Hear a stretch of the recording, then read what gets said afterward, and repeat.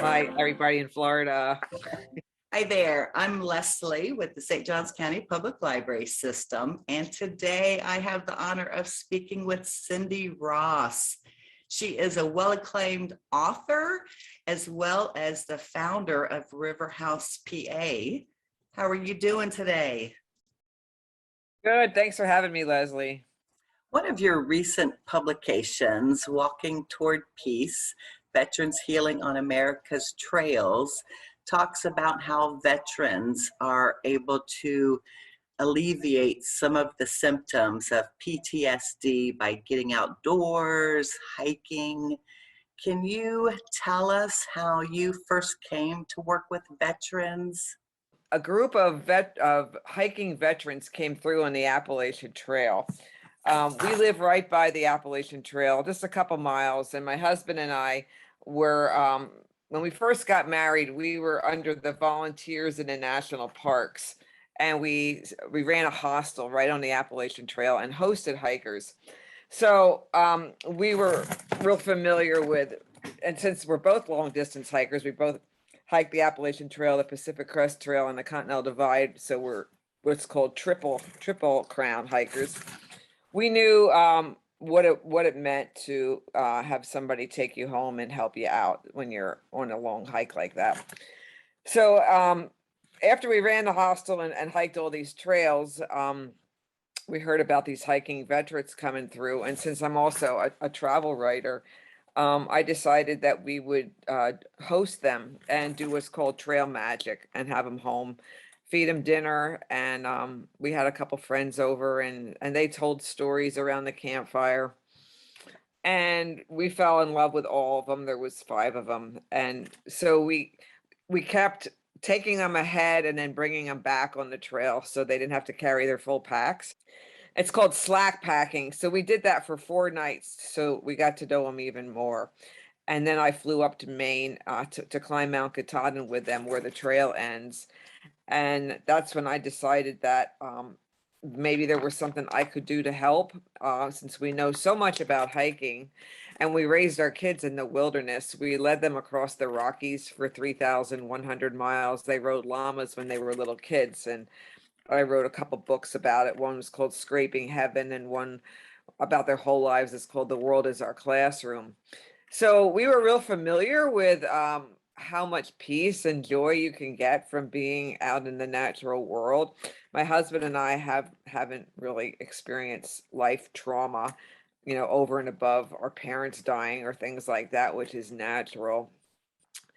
And I read a lot of books about war and post-traumatic stress and moral injury and things like that. So I understood to some degree.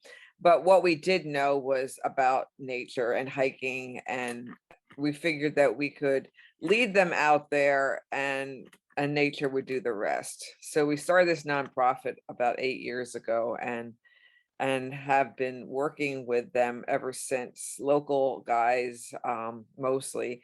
Sometimes we work with the VA hospitals and the rec therapists, and they'll bring us vans of guys that are in rehab. But now we have our own little group and we invite their families because families are impacted by the war and the veterans' trauma.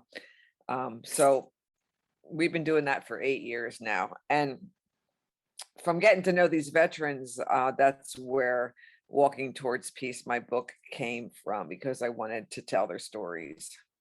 There is a section in your book that talks about River House, PA, your nonprofit that helps veterans. And some of these stories were about veterans that had really never been out hiking or enjoying nature like that. And this was maybe their first experience kayaking or hiking.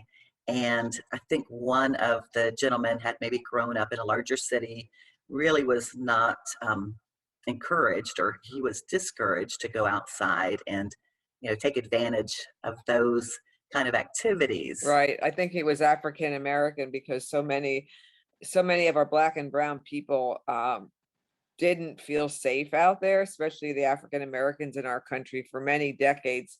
They're just starting to feel comfortable out there. And since nature is everybody's mother and everybody's sanctuary, but to take a whole group of people like that and take that away from them has been, pretty sad. So to have them come out and be represented is wonderful to see them out there. So there's been a big movement to get all cultures and all races out on the trail.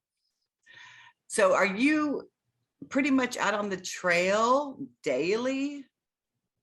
Well, actually, I don't hike on the Appalachian Trail on a regular basis because in Pennsylvania it's so rocky.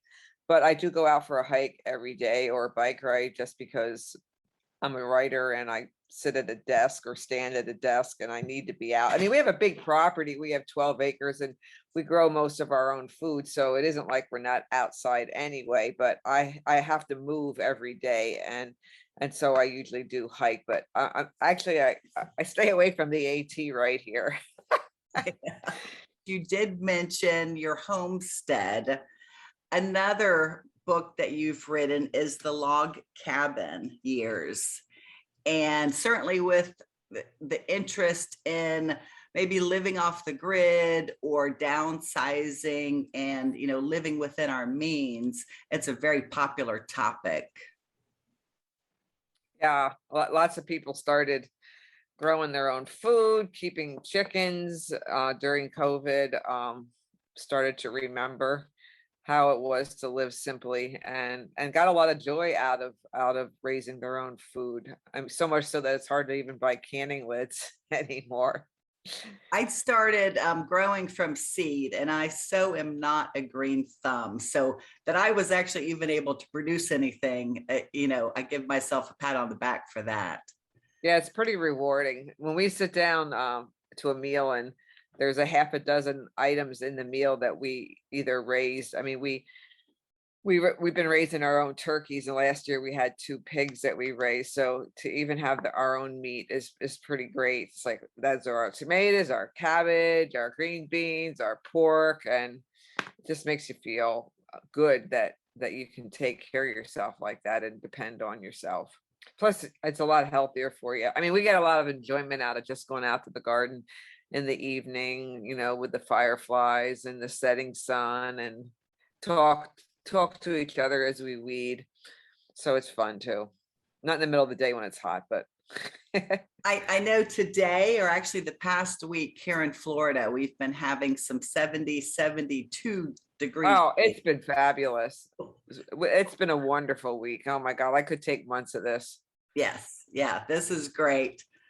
Now, let me ask you, is there anything particular about Walking Toward Peace or River House, PA that you want to tell people about? Well, I think it's important to read my book because it's hard to understand what the veterans are going through, even if you're married to one, because they don't share. And the guys in this book and the women were really brave to tell me their stories, told me stuff they didn't tell anyone else. So you get a really clear understanding of not just how they feel coming home, but what we do to them when they go to war. So maybe we might consider alternatives a little quicker than sending them into the next war. And also to feel more responsible to help. And, you don't have to start a nonprofit, although it was, pretty easy for someone like me, a civilian, to care for them because it's not hard to care for people that need you.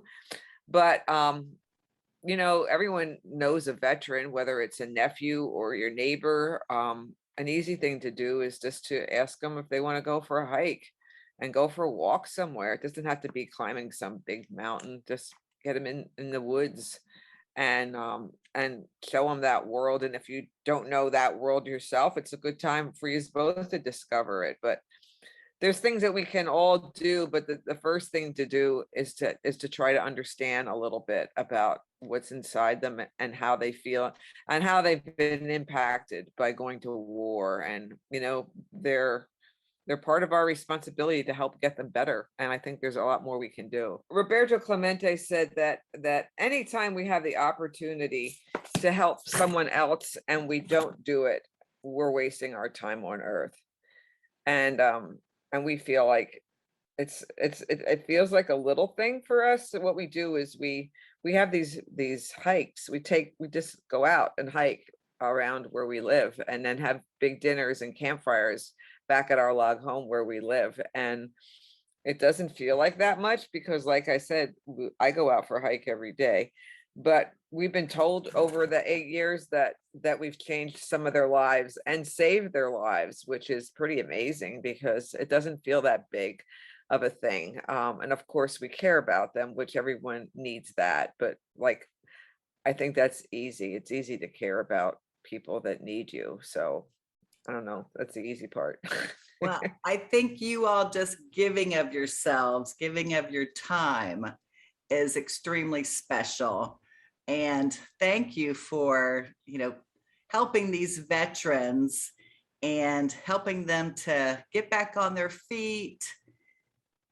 They go backwards and then they go forwards again. And, I feel like they're all my kids. It doesn't matter how old they are. So, they keep me up at night when I worry about them. And when I get calls that say they're done, trying to talk them off the cliff. As a writer and a landscape painter, it's hard to turn into a therapist and a psychologist, but we do our best. Well, thank you so much, Cindy, for taking the time to be with us today.